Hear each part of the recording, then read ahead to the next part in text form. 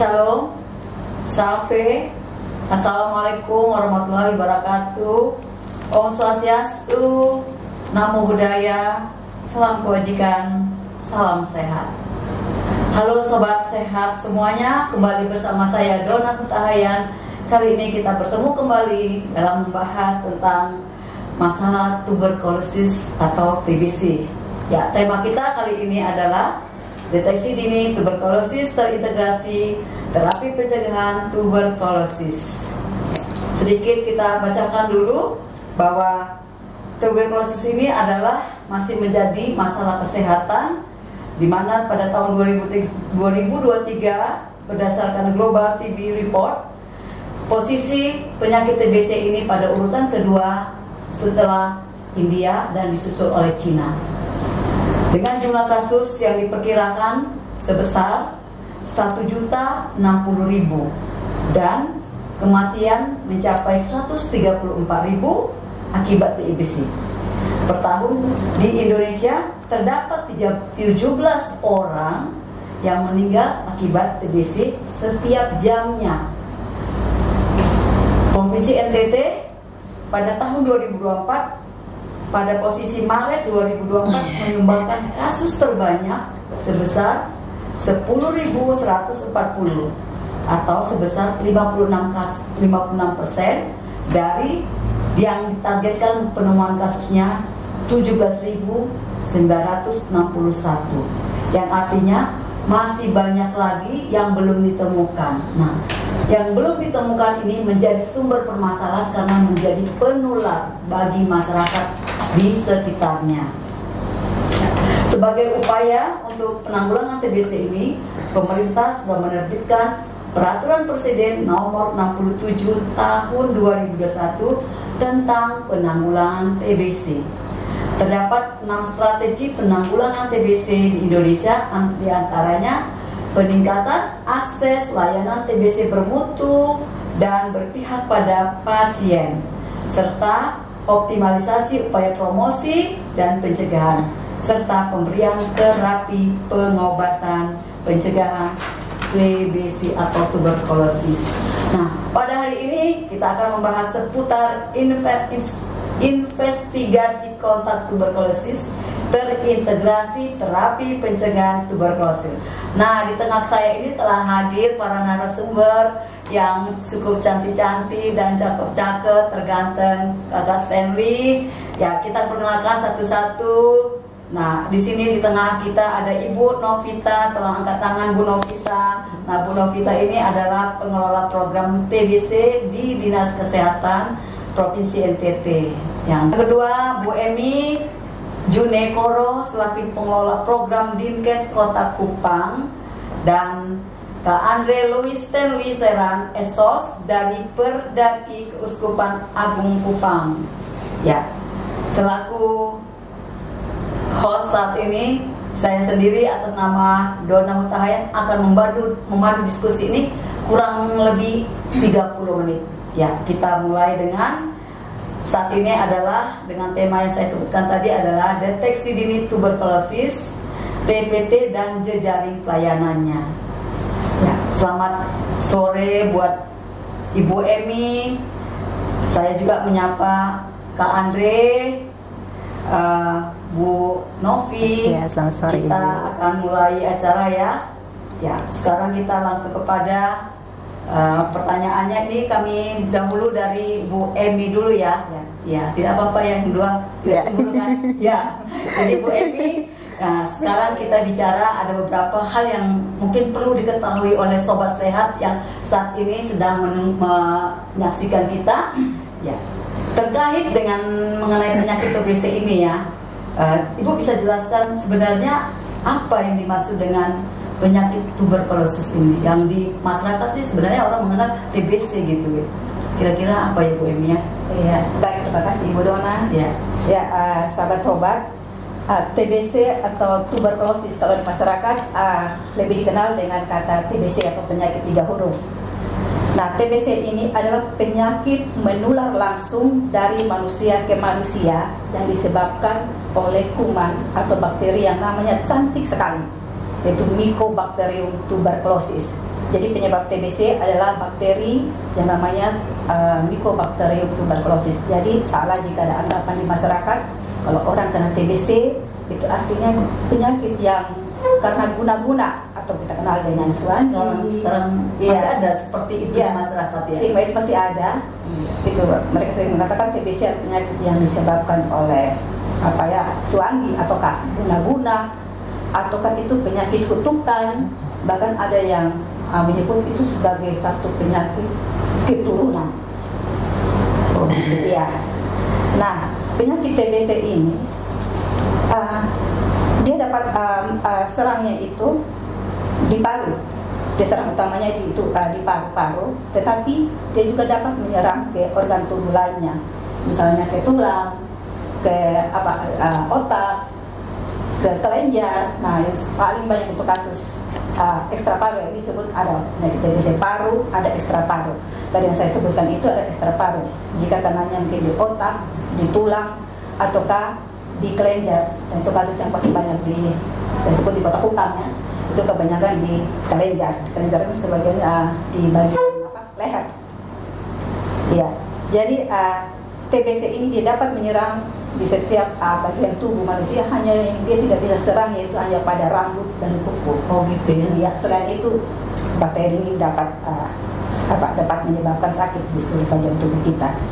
Dan penyakit TBC ini dia dapat menyerang siapa saja, mau anak-anak, orang dewasa, lansia. Tapi dari 3 tadi yang saya sebut anak-anak, dewasa, dan lansia, kasus terbanyaknya itu ada pada usia produktif. Itu pada sekitar usia yang 16 sampai 64 tahun. Untuk kasusnya terbanyak di sini. Oke, baik, tadi saya sempat menangkap bahwa TBC itu sebenarnya disebabkan oleh kuman Mycobacterium tuberculosis ya. Mungkin selama ini yang Ibu sampaikan tadi sampai orang berpikir ini adalah guna-guna, karena mereka tidak tahu itu ya, bahwa penyebabnya itu adalah kuman tadi itu. Jadi kalau bisa kita tahu bagaimana cara kuman itu menular sampai kepada dari yang sakit kepada yang sehat, yang teman satu rumahnya atau teman bermainnya. Ya, baik Ibu Dona. Jadi bakteri TBC ini cara menyebarnya pasti dari yang sakit. Ya, orang yang sakit TBC dia akan menularkannya itu pada orang yang tidak sakit ya. Caranya ya, pada saat pasien tersebut dia batuk kah, dia bersin, dia berbicara tanpa menutup mulut. Oh iya. Ataukah dia tidak menggunakan masker, atau cara batuk kita kan sekarang ya, ketika batuknya salah satunya kan kita batuk di bawah dengan baju seperti ini. Itu tidak dilakukan. Nah, pada saat dia batuk, dia berbicara, ataukah dia bersin, akan keluar namanya droplet atau percikan arenik yang di dalamnya itu sudah mengandung kuman tuberkulosis atau kuman TBC-nya. Nah, penelitian mengatakan bahwa jika pada saat berbicara itu droplet ataukah percikan dahak yang keluar itu jumlahnya itu 0 sampai 210. Itu pada saat berbicara. Nah, pada saat batuk 0 sampai 3.500. Nah, yang paling banyak itu pada saat bersin. Pada saat bersin itu yang keluar sebanyak 4.500 sampai 1 juta. Droplet atau percikan dahak, tapi di dalamnya sudah ada kuman sebanyak itu juga ya. Mengerikan sekali ya. Iya, Ibu Dona. Tapi memang kondisinya kadang-kadang orang yang batuk itu yang tidak sadar ya, bahwa dia bisa menyebarkan kita temannya yang menjadi takut.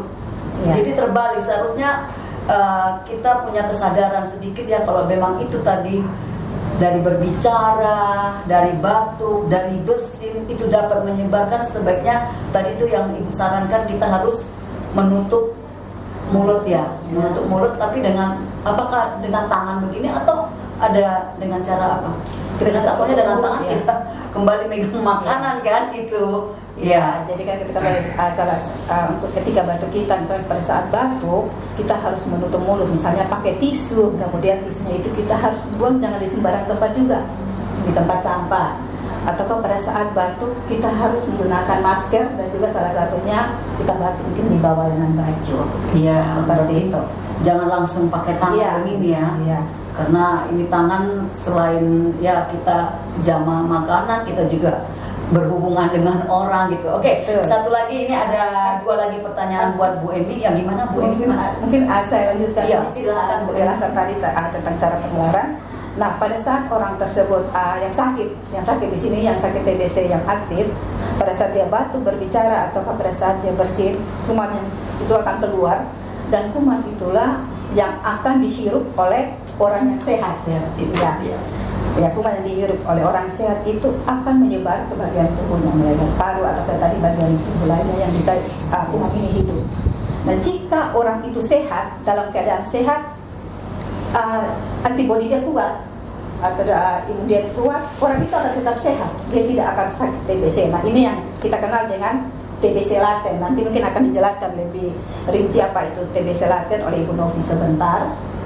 Ya, jadi akan tetap sehat dan dia disebut TBC laten.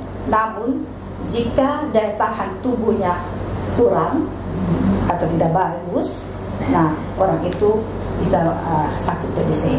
Ya, berarti daya tahan tubuh seseorang itu mempengaruhi ya potensi untuk menderita. Kira-kira berapa kali keaktifan ketika ada orang yang menularkan TBC itu di sekitarnya? Ya, jadi tadi seperti saya katakan bahwa TBC ini dia dapat menyerang siapa saja, anak dewasa, lansia, baik orang miskin, orang kaya, dia tidak memandang, dia bisa menyerang siapa saja. Dan dikatakan bahwa satu orang penderita TBC yang aktif di sini maksudnya dia secara pemeriksaan laboratorium atau secara bakteriologis itu ada kumannya. Nah, dari orang ini dia dapat menularkan dalam setahun itu pada 10 sampai 15 orang yang ada di sekitarnya. Ya. Kalau gitu kita bayangkan tadi ya dari 10.000 sekian penderita yang ditargetkan 17.000, ada 7.000 yang belum kedapatan. Kira-kira 7.000 ini kali 10 orang saja sudah menularkan sebegitu besarnya ya, mengerikan sekali ya Bu ya. Oke, jadi ternyata daya tahan tubuh itu juga perlu dijaga ya Bu ya. Kira-kira seperti saya lihat di sini ada yang orang dengan kondisi yang seperti apa yang sering cepat terkena TBC Bu. Ya, jadi untuk penularan ini ada juga namanya kelompok-kelompok berisiko. Nah, kelompok berisiko di sini yang pertama adalah orang yang kontak serumah ataupun kontak erat dengan pasien TBC ini. Itu yang pertama. Yang kedua, ada kelompok orang dengan daya tahan tubuh yang lemah, misalnya orang dengan HIV/AIDS. Kemudian ada juga penyandang diabetes mellitus. Kemudian anak-anak, anak-anak, lansia, dan juga ingat bagi yang merokok itu masuk dalam salah satu kelompok beresiko untuk terkena tuberkulosis. Yang jadi perokok juga masuk di dalam. Oh, jadi kelompok termasuk resiko berat juga tuh ya orang perokok ya. Nah, sebenarnya kalau kita belum periksa, kan namanya batuk, semua orang pasti mengalami. Sebenarnya ciri-ciri khas yang paling utama ini gejala seorang yang penderita TBC ini seperti apa ya Bu ya? Baik. Jadi kita harus lihat ada gejala utama dan juga ada gejala tambahan.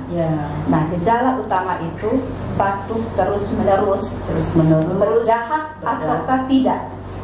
Jadi batuk terus menerus, berdahak ataukah tidak. Itu gejala utamanya. Sedangkan gejala tambahannya itu ada demam meriang, kemudian batuk berdahak kadang ada bercampur darah, kemudian apalagi sesak nafas. Nafsu makan menurun, nafsu makan menurun berarti berdampak pada berat badan pasien itu pasti akan menurun. Kemudian apalagi? Satunya lagi berkeringat pada malam hari. Nah, berkeringat pada malam hari kita jangan, ini bukan karena hawa panas di Kota Kupang ya. Nah, Kota Kupang hawa panas pasti akan berkeringat. Tapi ini keringat yang disebabkan karena adanya infeksi di dalam tubuh orang tersebut.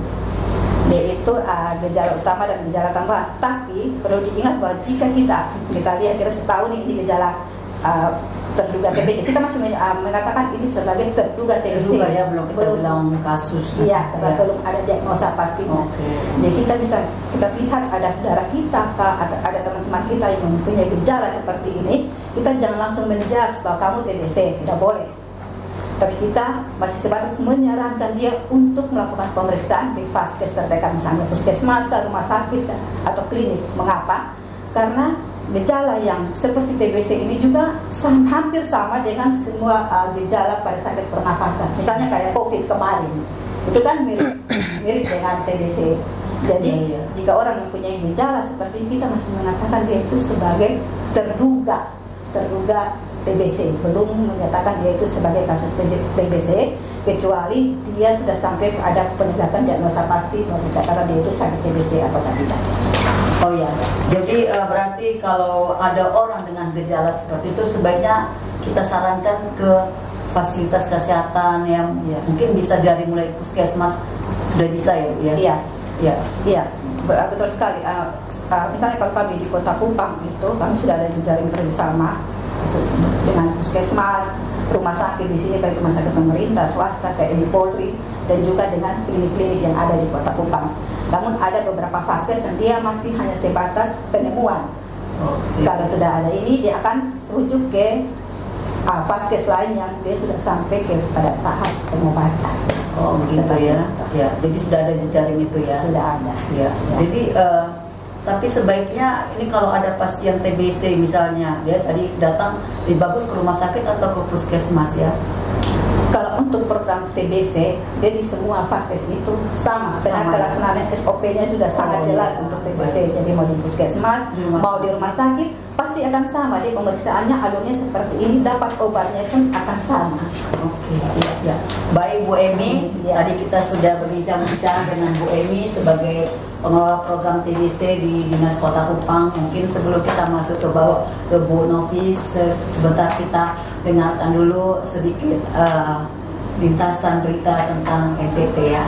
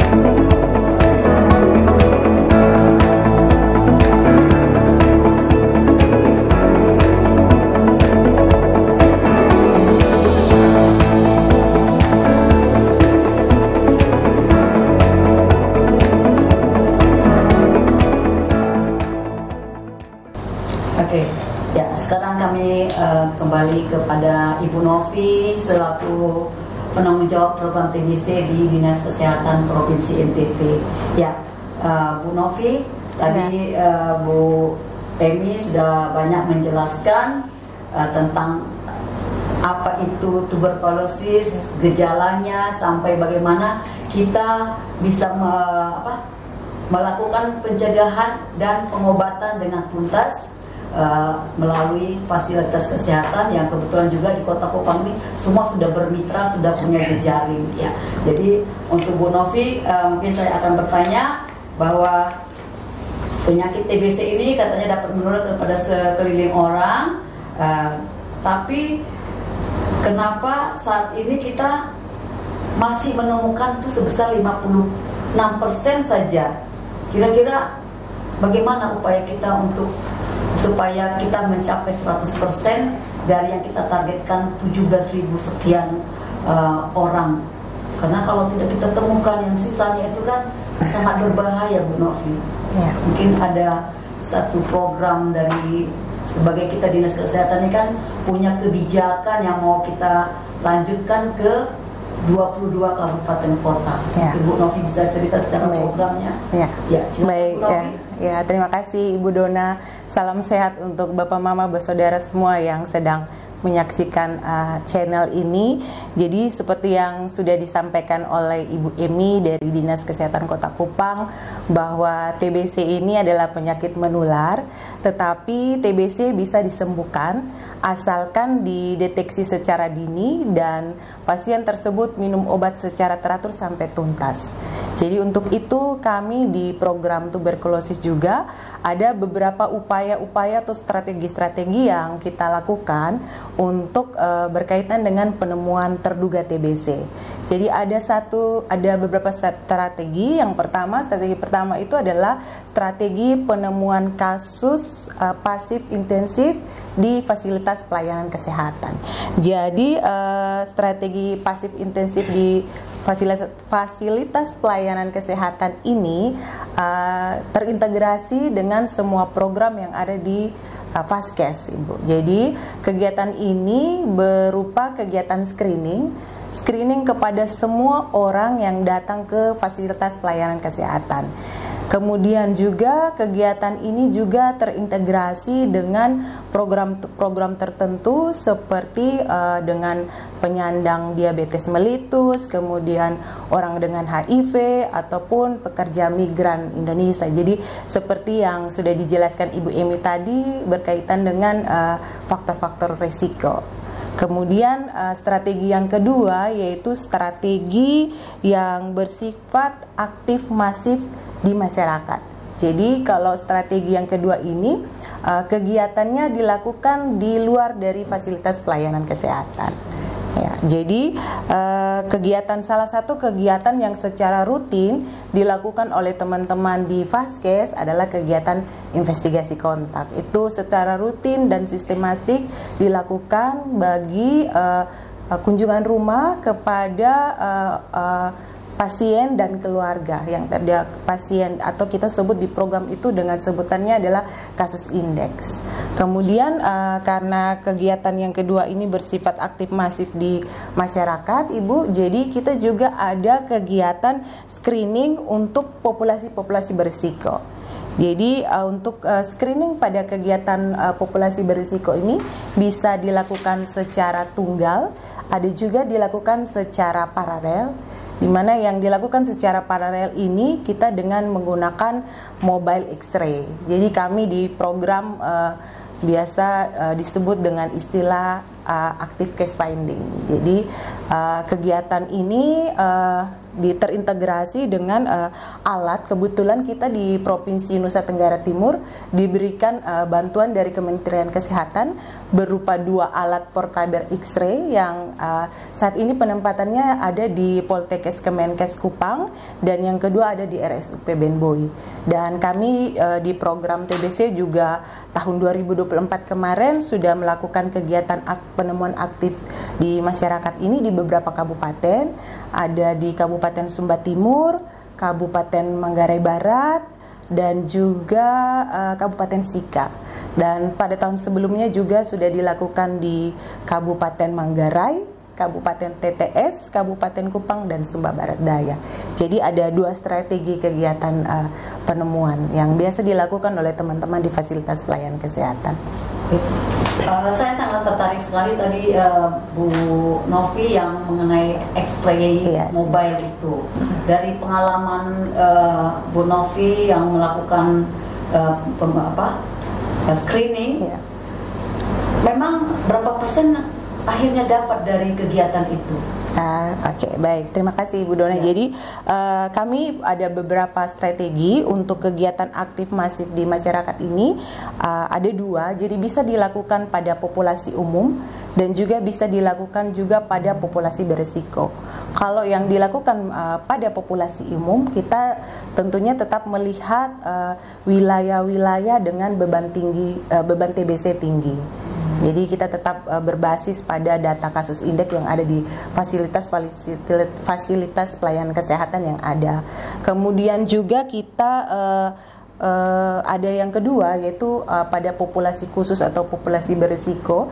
Itu tadi sudah disebutkan oleh Ibu Emi. Jadi itu kegiatan-kegiatan ini berupa kontak kunjungan rumah kepada kontak serumah, kontak erat, kemudian untuk kelompok-kelompok tertentu seperti warga binaan pemasyarakatan, kemudian pemukiman-pemukiman kumuh, kemudian tadi juga disebutkan lansia dan kelompok berisiko lainnya seperti penyandang diabetes, ODIF. Jadi sebelum kita melakukan kegiatan ini, Ibu, kita mulai dengan data yang ada di fasilitas-fasilitas kesehatan, sehingga ketika kami melakukan kegiatan memang sesuai dengan sasaran, dengan populasi berisiko yang memang betul-betul berisiko untuk harus di screening tanda dan gejala, Ibu. Ya, jadi dari yang screen X-ray tadi itu, dari sisa yang kan kita tadi persentase yang belum tercapai itu kan ada masih sekian. Apakah ada yang ditemukan saat itu ternyata dia belum pernah ke Vaskes? Saat screening dengan X-ray mobile itu ada yang ditemukan. Ya, jadi karena sebelum kita melakukan kegiatan active case finding itu, Ibu, kita sudah berdasarkan data dan populasi-populasi beresiko, sehingga pada saat kegiatan itu kami banyak menemukan kasus dengan pasien TBC. Jadi ketika masyarakat yang datang kontak memang sudah dalam kontak beresiko, sehingga kita sudah mulai dengan mengikuti alur. Jadi alur kita itu ada dua, Ibu. Jadi alur yang kalau dia terduga TBC, kita tata laksana sesuai dengan alur untuk diagnosa TB. Tapi ada juga satu yang namanya laten TBC gitu. Jadi pada saat kegiatan ini kita tidak hanya menemukan kasus TBC saja, tetapi kita juga memberikan terapi sesuai dengan judul kita pada hari ini, investigasi kontak dan terapi pencegahan tuberkulosis pada kasus-kasus laten tuberkulosis, ya. Mungkin bisa juga Bu Novi seperti ini ya. Sekarang kan posyandu kita ini kan siklus hidup. Nah, posyandu siklus hidup ini untuk pemeriksaan TB, ya screening TB, memang kita sekarang masih pakai kuesioner dengan 4 gejala itu, 4 tanda dan gejala ya. Pada saat kunjungan ke posyandu itu kita melihat pertanyaannya apakah dia mengalami batuk terus menerus, ya. Kedua, merasakan ada turun berat badan, demam tanpa aktivitas dan kontak dengan orang yang penderita TBC. Jadi saya pikir mungkin dengan ketika di puskes di posyandu ditemukan 2 gejala itu mungkin bisa masuk salah satu untuk kelompok terduga TBC, sebagai terduga TBC ya. Oke. Ya, terima kasih Bu Novi sudah menjelaskan kepada kami tentang screening TBC tadi. Semoga 2 alat yang ada di Kota Kupang tadi ya kita bisa manfaatkan maksimal ya. Untuk pernah ada di Kota Kupang, mungkin di Kota Kupang kita dulu garap ya. Sebelum kita pindah ke kabupaten lain yang membutuhkan mobilitasnya. Mari baru selesai. Betul ya. Kemarin. Jadi dalam rangka TB Day kemarin kami juga memanfaatkan alat ini. Jadi kita juga melaksanakan screening di Kota Kupang ya, IBM ya. Jadi kita di Kelurahan Fatukoa dan juga ada di masuk ke universitas. Mungkin Bu Emi, kayak saya kan sebagai masyarakat di BTN Kolbua itu kan penduduknya banyak sekali di situ. Apakah kami dari kelurahan bisa langsung atau dari gereja bisa meminta ke Kota Kupang untuk melakukan pelayanan mobile X-ray? Mungkin Ibu mekanismenya Ibu Novi bisa menjelaskan itu dengan alurnya seperti apa dengan Politekkes. Oke, baik. Mungkin nanti ini berarti ini ada permintaan khusus ya dari permintaan khusus dari gereja misalnya ya. Nanti itu bersurat ke teman-teman Dinas Kesehatan Kota. Di situ teman-teman Dinas Kesehatan Kota akan menginventarisir dulu. Jadi di daerah wilayah Ibu ini kira-kira ada beberapa kasus indeksnya, populasi berisiko tempatnya di mana-mana, sehingga pada saat penentuan tempat itu atau lokasi itu memang sesuai sasaran gitu Ibu. Setelah itu dianalisa dulu. Jadi teman-teman kota melakukan analisa, kemudian nanti teman-teman dinas kota berkoordinasi dengan kita, kami di provinsi Ibu, jadi kemudian kita berkoordinasi dengan teman-teman di Poltekkes Kemenkes Kupang. Ya, jadi alurnya sama pada saat kita melakukan kegiatan screening TBD kemarin. Kebetulan kemarin 24 Maret 2025 kita memperingati Hari Tuberkulosis, jadi alurnya seperti itu Ibu. Jadi kita tetap melihat dari data kasus indeks dan kelompok-kelompok berisiko yang ada, kemudian agar supaya kegiatan yang kita lakukan ini memang tepat sasaran gitu Ibu. Terima kasih Bu Novi. Ya, jadi tadi itu di luar dari konteks, tapi mungkin karena kita juga sebagai anggota masyarakat perlu juga tahu ya program-program kebijakan yang ada. Nah sekarang tadi kita sudah mendapatkan berdasarkan screening ada kasus. Nah, jika ada seseorang sudah mendapatkan pelayanan di Vaskes, nah apakah orang itu langsung sudah bisa mendapat pengobatan kok? Ya, baik. Terima kasih Bu Dona. Jadi orang-orang yang sudah didiagnosa dengan TBC itu harus mendapatkan pengobatan. Jadi pengobatannya ada di fasilitas pelayanan kesehatan yang sudah berjejaring dengan program TBC. Jadi untuk proses pengobatan ini, satu pasien itu dia didampingi juga oleh yang kita sebut dengan namanya PMO atau pengawas menelan obat. Jadi PMO ini dia bisa dari keluarga pasien, kemudian dia bisa dari kader, bisa juga dari tenaga kesehatan. Kemudian juga sebenarnya kita di program ada juga beberapa upaya-upaya lain. Jadi untuk tetap kita tujuannya untuk mendeteksi kasus TBC secara dini, kemudian memastikan bahwa pasien tersebut mulai pengobatan sampai selesai. Jadi kita ada satu kegiatan yang namanya investigasi kontak. Nah, jadi kegiatan investigasi kontak ini adalah kegiatan yang berjejaring antara petugas kesehatan dengan kader ataupun komunitas-komunitas yang ada di wilayah masing-masing. Salah satu contohnya ini Kak Stanley dari SR Perdaki. Jadi kita itu salah satu contoh kegiatan investigasi kontak. Kemudian kegiatan investigasi kontak ini merupakan kegiatan untuk upaya penemuan kasus TBC secara dini, jadi deteksi dini gitu. Kemudian kegiatan ini dilakukan kepada pasien dan juga orang-orang yang berkontak dengan pasien. Jadi dilakukan inventaris, kira-kira yang sering berkontak dengan pasien ini kontak serumahnya berapa, kontak eratnya siapa-siapa, yaitu kegiatan investigasi kontak. Kemudian juga kegiatan investigasi kontak ini saat ini sesuai dengan Juknis yang terbaru 2025. Kegiatan ini terintegrasi dengan pemberian TPT. Jadi TPT itu adalah terapi pencegahan tuberkulosis, ya. Mungkin itu dulu ya. Ya, tadi juga sempat disampaikan ada penderita infeksi laten tuberkulosis. Oh, yes, nah, ini yang mana lagi? Tadi ada aktif, ada. Sekarang kita masuk ke laten. Bisa dijelaskan oleh Novi. Ya. Baik Ibu Dona, jadi Bapak Mama sekalian, jadi sebenarnya ada 3 kemungkinan ketika kita terpapar dengan kuman TBC. Tadi sudah disinggung sedikit juga oleh Ibu Emi. Jadi semua itu dipengaruhi oleh daya tahan tubuh. Ya. Jadi ketika daya tahan tubuh kita baik dan kita terpapar dengan kuman TBC, maka dia bisa mengeliminasi secara sempurna kuman tersebut dan artinya dia tidak sakit TB. Jadi ada 3 kemungkinan, tidak sakit, laten TB, dan sakit TB. Ya. Ini kita pada kondisi yang pertama ya, daya tahan tubuh kita baik, dia mampu mengeliminasi kuman tersebut sehingga dia tidak sakit TB. Ya, karena Tuhan juga sudah kasih kita penangkal juga ya. Ya, oke. Jadi ada kemungkinan kedua nih Ibu, belum selesai. Jadi untuk kemungkinan yang kedua itu bisa terjadi pada kondisi, karena tadi semua disebabkan oleh daya tahan tubuh. Jadi ada satu kondisi di mana yang disebut laten TB atau infeksi laten tuberkulosis, di mana kondisi dari seseorang yang terpapar dengan kuman TBC itu dia tidak mampu mengeliminasi kuman itu secara sempurna. Jadi masih ada kuman yang ada di dalam, tetapi tidak menimbulkan tanda dan gejala sakit TBC. Jadi kalau kita di kesehatan istilahnya dorman atau dia tidur.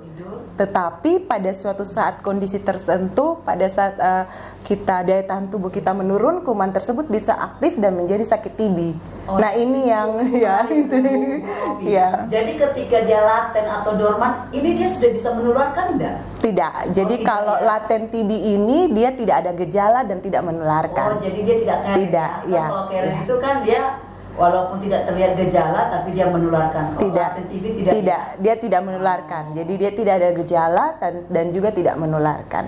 Tetapi seperti yang kami jelaskan tadi, pada kondisi tertentu pada saat daya tahan tubuh menurun, dia bisa aktif menjadi sakit TBC. Nah, orang dengan kondisi laten ini, Ibu, itu yang kita beri terapi yang namanya TPT. Terapi pencegahan tuberkulosis, yaitu itu salah satu kegiatan program kita dengan tujuan untuk memutuskan mata rantai penularan. Jadi sekarang kita di program TBC tidak hanya memberikan pengobatan kepada orang yang sakit TBC saja, tetapi juga pada kelompok-kelompok berisiko yang kita namakan laten TBC ini kita harus berikan terapi pencegahan tuberkulosis. Tujuannya untuk dia tidak sakit TB nanti, Mas. Ini yang laten ini yang mungkin sangat menarik. Kenapa? Mungkin di dalam diri kita ini semua ada ya. Karena saat ini kita jaga kesehatan. Nah, kita berada di lingkungan orang-orang yang sehat. Nah, apakah waktu pemeriksaan tadi kembali ke orang-orang laten kedapatan nggak? Jadi kalau laten ini, Ibu kan tadi saya sebutkan bahwa dia tidak bergejala. Artinya kalau dia tidak bergejala, kemudian ronsen TB-nya tidak menunjukkan bahwa orang ini tersugesti ke TBC. Kalau ada dalam hasil X-ray-nya menuju ke TBC, dia masuk masuk ke dalam tergolong untuk terduga TBC. Jadi memang betul-betul kita pastikan bahwa orang yang laten ini tidak bergejala, kemudian dia tidak sakit TB. Jadi kami di program TBC ini ada sasaran-sasarannya, Ibu. Jadi ada sasaran untuk pemberian terapi pencegahan tuberkulosis. Jadi terapinya itu seperti apa? Baik. Nanti saya jelaskan dulu dari sasarannya, Ibu ya. Kemudian baru kita menuju ke terapi gitu ya. Jadi sasaran-sasaran pemberian TPT di sini adalah satu kelompok kontak serumah dengan pasien yang terkonfirmasi bakteriologis. Berarti tadi yang saya bilang di Posyandu sudah ada screening. Nah, salah satu pertanyaannya memang apakah ada orang kontak serumah? Berarti itu tujuannya menuju ke arah situ. Memang kita jadi screeningnya memang untuk program TBC kan tadi saya sudah jelaskan untuk penemuan pasif intensif di layanan kesehatan itu kita sudah berjejaring dengan semua program yang ada. Salah satunya adalah Posyandu Siklus Hidup, kemudian juga pemeriksaan gratis yang sekarang menjadi program pemerintah. Jadi sudah ada screening tanda dan gejala di situ. Kemudian kita kembali ya Ibu ya ke kelompok sasaran ya. Jadi ada kelompok-kelompok sasaran yang harus diberikan TPT. Satu itu orang yang kontak serumah terkonfirmasi bakteriologis. Jadi kita di program TBC ini kan ada dua diagnosanya, terkonfirmasi bakteriologis dan terkonfirmasi klinis. Nah, kalau yang terkonfirmasi bakteriologis itu artinya pasien tersebut ada hasil pemeriksaan laboratorium. Jadi baik itu menggunakan tes cepat molekuler ataupun menggunakan mikroskopis. Jadi itu satu ya. Jadi semua kontak serumah yang terkonfirmasi dengan pasien terkonfirmasi bakteriologis itu harus dapat TPT. Kemudian yang kedua adalah ODIF. ODIF yang sudah terbukti bahwa dia tidak sakit TBC. Kalau orang ODIF atau orang dengan HIV yang tidak sakit TBC, dia harus mendapatkan TPT. Tapi kalau dia sudah ada tanda dan gejala dan masuk ke TBC, dia bukan dapat TPT, dia harus OAT, obat anti tuberkulosis. Kemudian juga untuk orang-orang dengan penurunan fungsi imun. Ada juga untuk kelompok-kelompok resiko lainnya juga tadi Ibu Emi sudah sebutkan, dan juga tapi dia dengan HIV negatif seperti warga binaan pemasyarakatan, kemudian untuk sekolah-sekolah berasrama. Jadi kelompok-kelompok khusus ya gitu Ibu. Jadi tidak kita ada sasaran-sasaran khusus Ibu untuk penerima TPT. Oke, kita udah tahu sasaran-sasaran. Nah, apa terapinya tadi? Oke, baik. Jadi untuk TPT sendiri dia ada beberapa jenis terapi Ibu. Jadi dibedakan atas dua. Apakah dia berkontak dengan pasien sensitif obat atau berkontak dengan pasien resisten obat. Jadi itu terapinya berbeda. Nanti akan ditentukan oleh tenaga kesehatan, oleh klinisi untuk menilai kira-kira kontak ini dia cocok dengan regimen terapi yang mana. Karena ada beberapa regimen terapi, kemudian dengan durasi minum yang juga berbeda. Ada yang durasinya 3 bulan, ada yang durasinya 6 bulan, ada yang diminum setiap hari, ada yang diminum setiap minggu Ibu. Jadi nanti akan ditentukan oleh teman-teman petugas kesehatan. Jadi akan diinventarisir kira-kira kontak ini cocok untuk mendapatkan regimen terapi yang mana gitu. Ya, baik. Jadi sangat penting sekali ya kalau saya tadi sampaikan bahwa sekarang ini dengan Posyandu Sido kita rajin-rajin kunjungan ke Posyandu karena kemungkinan kita bisa mendapat terapi itu sebelum kita jatuh pada kondisi penyakit TBC ya. Oke, baik, terima kasih dari Bu Novi yang sudah cukup banyak menjelaskan tentang kebijakan program. Ya, mungkin kita sebelum lanjut kepada narasumber kita dari Perdaki, kita sejenak dulu menyaksikan video ini.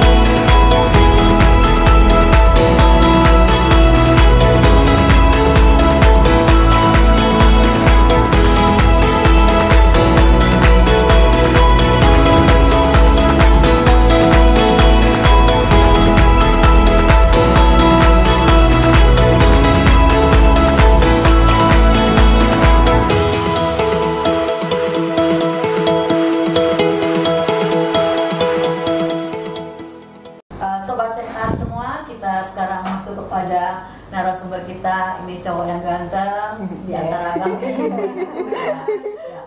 Ini adalah Pak Stanley dari Perdaki ya Pak Stanley ya. Terima kasih untuk penjelasan Bu Novi tadi. Selanjutnya kita bisa menjelaskan dari Pak Stanley bisa menjelaskan Perdaki itu peranannya di dalam program TB ini seperti apa? Ya, mungkin bisa Pak Stanley menyampaikan kepada kita sobat sehat di rumah dan di mana saja. Baik, terima kasih Bu Dona. Halo sobat sehat. Jadi terima kasih karena sudah mengundang kami di sini. Jadi Perdaki ini masih banyak yang belum kenal. Kepanjangan dari Perdaki sendiri itu adalah Persatuan Karya Dharma Kesehatan Indonesia. Nah, Perdaki ini sudah ada sejak tahun 1972.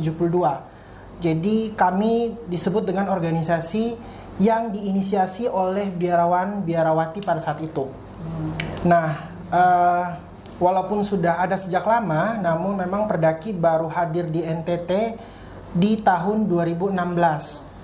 Kami mendapatkan donor dari Global Fund untuk melakukan banyak kegiatan di sini. Jadi Perdaki sendiri itu bergerak di dalam lingkup sosial dan juga kesehatan.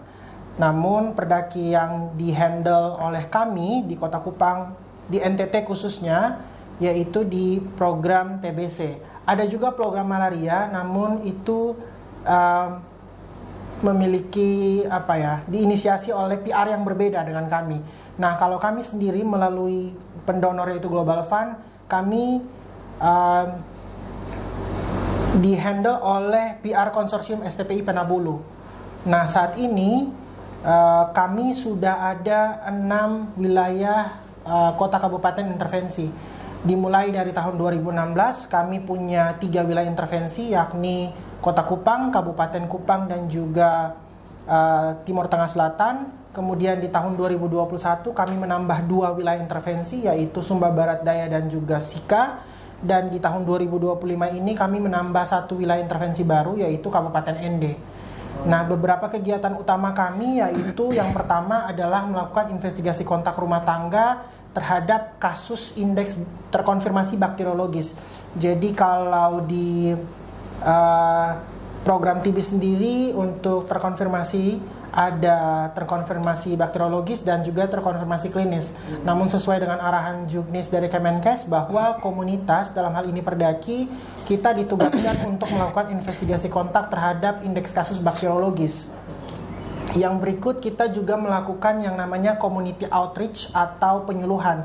Jadi di dalam kegiatan itu kami melakukan penyuluhan dan juga screening. Berikut ada juga kita melakukan edukasi terhadap kontak serumah yang memiliki kontak yang erat dengan pasien TBC untuk mendapatkan terapi pencegahan tuberkulosis yang tadi sudah dijelaskan oleh Ibu Emi dan juga Ibu Novi. Jadi itu adalah salah satu beberapa kegiatan yang dilakukan oleh Perdaki. Juga ada beberapa kegiatan lain, yaitu pendampingan terhadap pasien terkonfirmasi sensitif obat dan juga pasien resisten obat.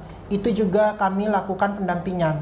Dan yang terakhir itu adalah pemberian enabler terhadap pasien terkonfirmasi TB resisten obat dari terkonfirmasi hingga selesai pengobatan.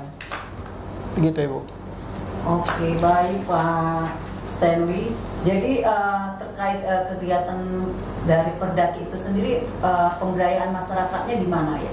Ya, menarik sekali pertanyaannya Ibu Dona. Jadi untuk pemberdayaan masyarakat memang kami tidak bekerja sendiri. Jadi kalau dilihat tim kami itu terlihat kecil sekali, tetapi kalau di belakang layar itu kami punya yang kami sebut dengan kader komunitas. Jadi kader komunitas ini kami ambil dari setiap lingkungan-lingkungan tempat tinggal yang tertarik untuk menjadi bagian dari program eliminasi TBC ini. Nah, kader-kader itu kami pilih berdasarkan usulan dari puskesmas-puskesmas yang kami intervensi.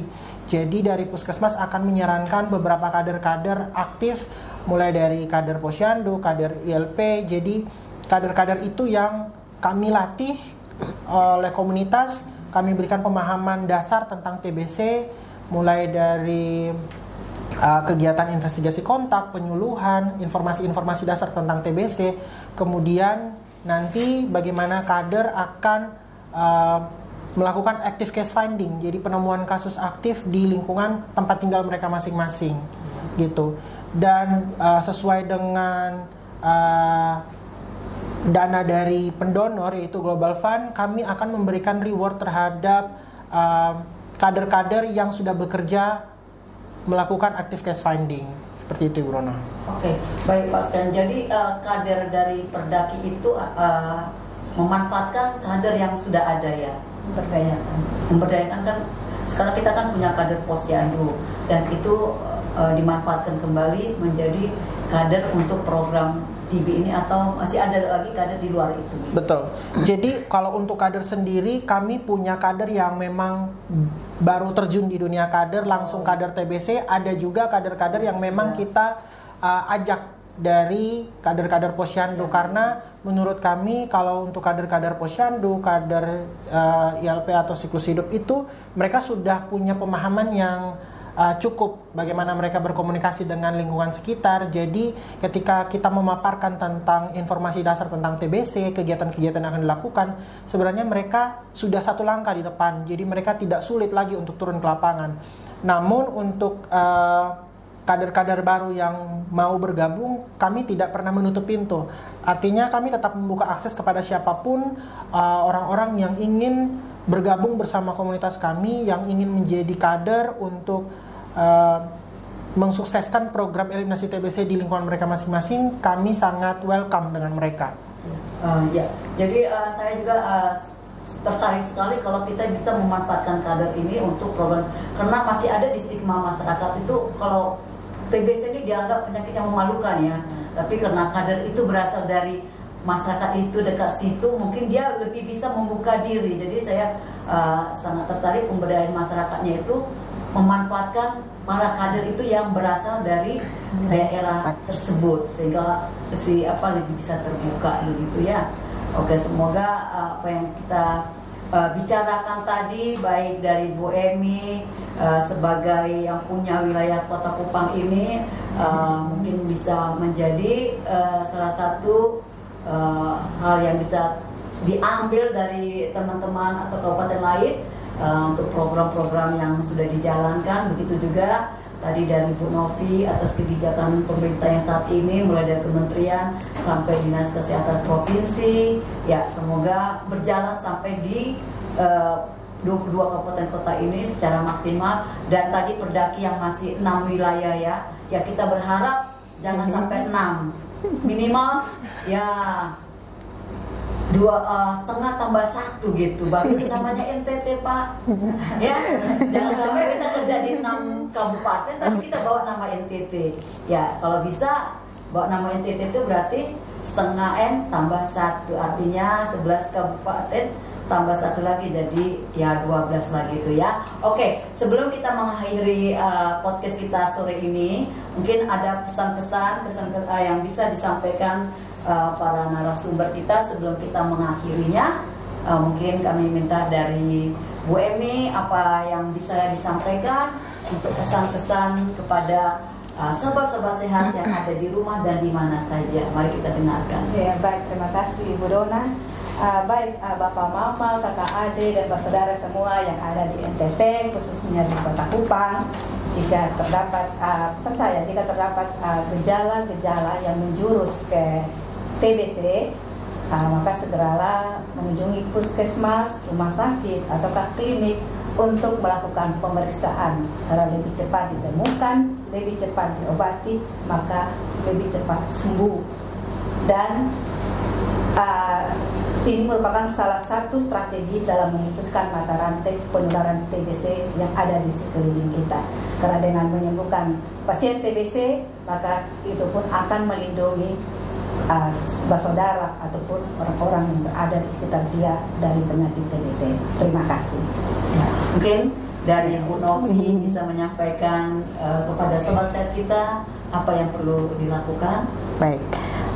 Untuk Bapak Mama, saudara, kakak adik semua, masyarakat yang ada di Provinsi Nusa Tenggara Timur, penyakit TBC itu bisa disembuhkan asalkan dideteksi secara dini dan minum obat teratur sampai tuntas.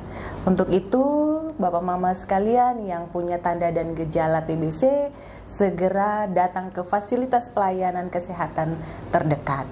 Obat TBC disediakan oleh pemerintah secara gratis. Bapak Mama bisa dapat di fasilitas pelayanan kesehatan. Kemudian yang kedua, untuk Bapak Mama saudara sekalian dengan infeksi laten tuberkulosis, mari bersama minum obat TPT, terapi pencegahan tuberkulosis. Obatnya juga tersedia gratis, disediakan oleh pemerintah dan ada di seluruh fasilitas pelayanan kesehatan yang sudah berjejaring dengan program TBC. Untuk itu, mari bersama kita tuntaskan TBC dengan slogan TOS TB, temukan, obati, sampai sembuh tuberkulosis. Terima kasih. Oke, kita mungkin lanjut kepada Pak Stanley. Baik, kalau dari kami sesuai dengan moto kami yaitu satu langkah, satu harapan bersama lawan TBC di Indonesia. Kami mengajak seluruh masyarakat Indonesia, terutama NTT, kami siap berkontribusi bersama dengan pemerintah, Fasiankes dan semua jejaring masyarakat untuk mensukseskan program eliminasi TBC yang kita targetkan di tahun 2030. Untuk itu kami mengajak semua masyarakat untuk meningkatkan kesadaran penuh tentang TBC agar kita dapat menekan angka persebaran yang ada di daerah kita sendiri. Terima kasih. Oke, terima kasih buat Bu Eni dari program TB Dinas Kota Kupang, Bu Novi dari Dinas Provinsi Pengelola program jawab program TB, dan Bapak Stanley selaku Eser Global Fund ya dalam pemberdayaan masyarakat ya. Oke, jadi mari kita sama-sama mewujudkan NTT dengan gerakan Indonesia akhiri tuberkulosis dengan komitmen dan aksi yang nyata. TBC dapat disembuhkan. Saya sebagai host Donna Hutahayat akan mengundurkan diri dari acara kita sore ini. Sebelumnya kita sampaikan Shalom, Shalom, Salve, Assalamualaikum warahmatullahi wabarakatuh. Waalaikumsalam. Om Santi Santi Santi Om. Namo Buddhaya. Salam kebajikan. Salam sehat untuk kita semua.